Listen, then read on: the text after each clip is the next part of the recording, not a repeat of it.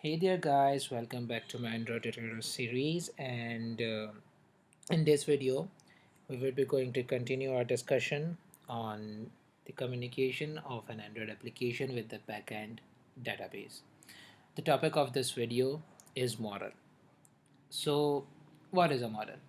A model is a simple class that comprises of the fields and the getters and setters. Getters and setters are basically the methods. The fields basically describe the state of your model. So let's say, for example, since we would be creating a single form application that will take the details of a certain person from the user, so it turns out that person would be a model in our case, and the details of the person would be the state of our person.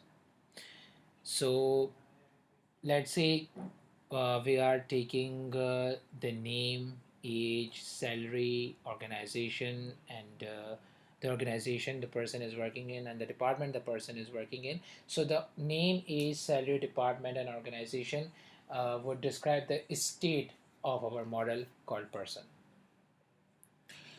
And the two methods that I have mentioned earlier, getters and setters, would basically the getters would basically return the state of the person, and the setters would modify the state of the person. So without getting into further details, let me take you through the practical implementation so that I can so that you can have a deep insight on what I am actually talking about. So under my existing package, I will create a new package and I would name it as models so that I can separate it from the rest of my source code. And then inside model, I will create a new Java class. I will name it as person because since, as I have discussed earlier, we will be talking about person in our application. So we are done. We have created a new Java class. Next, in this class, I will be describing the state of the person using the fields. First of all, name of type string, age of type integer, salary of type integer, department, first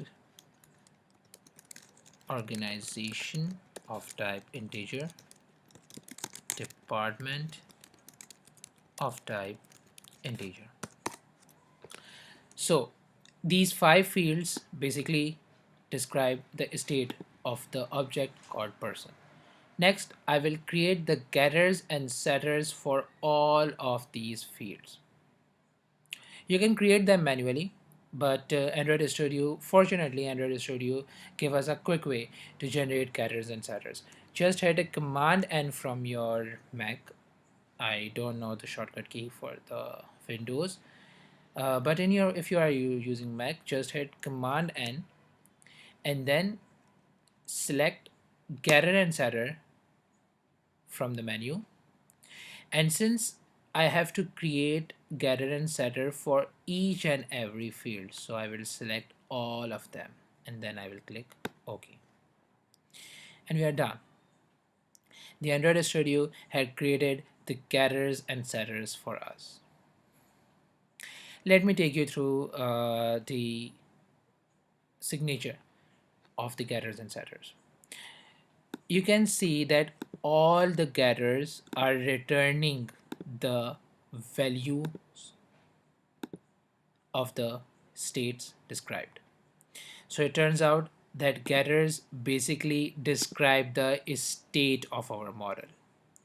And you can see that get name, since we have described the variable name, so it has created get name. Since we have described the variable age, it creates the method as get age, salary for get salary for salary, get organization for organization, and get department for department. And each getter is returning the value. You can see here. Similarly, setters alters the state of our model. It basically takes the input from the user. So the input that our user has supplied is passed in this method setter, and then the existing state is modified by altering the existing state is modified by passing on the value from the user to this existing state. And you can see that all setters are working in a similar fashion. The input from the user is provided to the setters, and then the existing state is modified. So that's all for the models.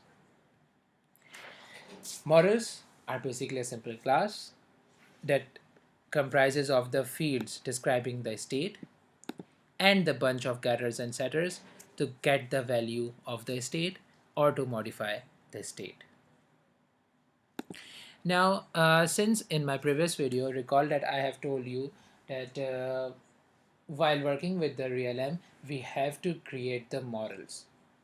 So we have created the models, but to turn them into the realm object, we have to make each model extends from the realm object class. And we are done. We have turned our entire person model into a realm object, and then we can use this person object to create new entry, read the existing entry, update the existing entry, and delete the existing entry from the database. So it turns out that basically this person is the table created in the realm database, and these fields name, age, salary, organization, department are the columns of this table called person,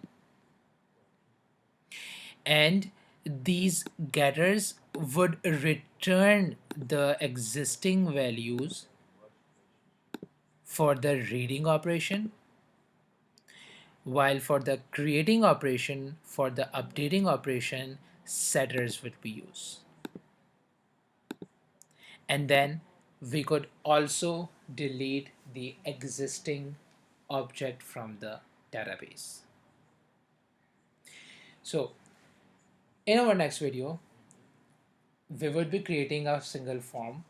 First of all, we would be creating a single form that will take input from the users, and then I will tell you that how you can create a new person object, how you can read the existing person object, how you can update the person object, and how you can delete the person object.